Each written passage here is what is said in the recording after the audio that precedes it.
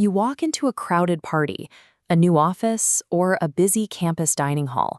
Within seconds, the noise hits you, the anxiety spikes, and you instinctively pull out your phone to pretend you're checking messages for the 12th time. While everyone else seems to be effortlessly connecting, you are locked in your own bubble, feeling completely isolated in a room packed with people. When we see others socializing so easily, we assume they were born with a gift. We tell ourselves that making friends requires a specific, outgoing personality type that we simply don't have. Socializing functions like any other technical skill. It is a mechanical system that can be broken down into repeatable actions. Waiting for someone to notice you is a passive strategy that rarely yields results. To build a robust network, you have to transition to an active mindset. You have to learn the process. The vast majority of social opportunities die before a single word is spoken. Why? Because both people are standing there, assuming the other person will initiate the conversation. To bypass this trap, you need to execute a 5-second initiation. When you see someone, give yourself exactly 5 seconds to walk over and offer a greeting. Simply say hello, ask how their day is going, or if a seat is taken. Do it before your brain has time to invent a reason to hesitate. Once the ice is broken, the goal is to immediately shift the conversational spotlight away from yourself and onto them. Ask basic, low-friction questions. Ask about their hobbies, the movies they watch, or what they do for a living. People are highly comfortable discussing their own routines and interests. You don't need a list of fascinating stories or a stand-up comedy routine to be liked. Becoming a highly attentive, active listener is far more effective than trying to impress someone with all your own achievements. By lowering the initial barrier to entry and asking simple questions, you remove the pressure to perform. This instantly makes the interaction comfortable for both of you. Politeness gets the conversation started, but discovering shared ground accelerates a brief interaction into a lasting acquaintance.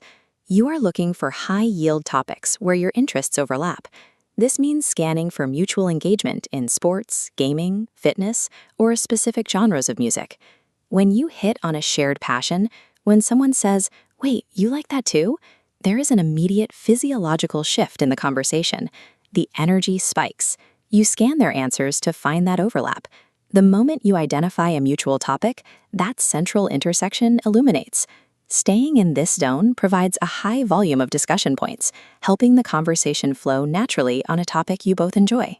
Locating this intersection moves the interaction out of the awkward interview phase and establishes the two of you as equal partners in the discussion. Before you even speak, your face is already dictating your social outcomes. Your default expression acts as a strict gatekeeper for anyone thinking about approaching you. A serious, rigid face sends a defensive signal. It tells people you're busy, stressed, or uninterested. A genuine smile does the exact opposite. It broadcasts safety and approachability. Look at this comparison. The defensive posture on the left visually blocks incoming interaction. By adopting the relaxed, open stance and warm expression on the right, you signal to the room that you are receptive to conversation. Now that your posture is aligned, you have to place that open posture in the right environment. Strategic physical positioning is mandatory. You need to place yourself in high-traffic, recurring environments. Join a fitness class, a local sports club, or a volunteer group. Combining an open posture with frequent visits to the same location increases exposure to new people, creating far more opportunities for a connection to take hold. You also have to accept a basic reality of the system. Social friction exists. Some conversations will fall flat. Some interactions will be brief and deeply awkward. When an approach fails, do not interpret it as a personal indictment of your character. It's simply a statistical probability. Not everyone is looking for a friend on that particular day. Like seeds scattered into soil, many initial attempts fail. You embrace the volume so that a select few strong connections survive and grow.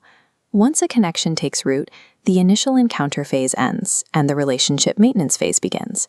Sustaining this new bond requires specific inputs. You have to demonstrate reliability by showing up when you say you will. You always have to offer respect, and you must match the exact effort the other person is putting in. The mechanical steps get you through the door, but a lasting friendship only survives when those tactics are replaced by genuine, long-term personal investment. Let's review the framework. You initiate the conversation, ask questions to shift the focus, find common interests, smile to remain approachable, join recurring activities, accept rejection as a step, and maintain the bond by being a reliable friend. Following these stages in order provides a structured path through a conversation. You are executing a deliberate, step-by-step process. The next time you walk into a crowded room, remember that almost everyone standing against the wall is passively waiting for someone else to make the first move. You can be the one to step out and initiate. You now have a functional framework for navigating social environments, allowing you to approach any room with a clear objective. If you found this breakdown helpful, like and subscribe. Then head down to the comments and let us know. How did you meet your closest friend? We'll see you in the next one.